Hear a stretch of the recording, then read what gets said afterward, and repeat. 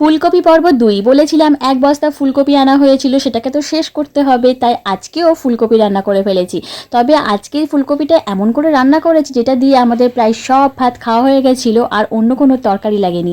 আর আমার মেয়ে তো পুরো আঙুল চেটে খেয়েছে আর বলছে মা আবারও কিন্তু এটা বানিয়ে। আর আজকে ফুলকপিটা এমনভাবে রান্না করেছি যেটাতে তেল লেগেছিল খুবই কম আর সময়টাও খুব কম লেগেছিল, কিন্তু খেতে হয়েছিল অসাধারণ। তো যাই হোক, আজকে তোমাদের সাথে একটু শেয়ার করে নিই আমি ফুলকপিটা কিভাবে করেছি। তো প্রথমেই ফুলকপিটাকে টুকরো টুকরো করে কেটে নিয়েছি, তারপর জলের মধ্যে ভালো করে ধুয়ে নিচ্ছি আর ভিতরটা খুব ভালো করে চেক করে নিলাম পোকা আছে কিনা। এইবার কড়াইতে সর্ষের তেল দিয়ে পেঁয়াজ টুকরো, রসুন আর ফুলকপিটা দিয়ে তারপর কাঁচা লঙ্কা, টমেটো, স্বাদ মতো নুন আর একটু সামান্য পরিমাণ হলুদ গুঁড়ো দিয়ে খুব ভালো করে নাড়াচাড়া করে নেব।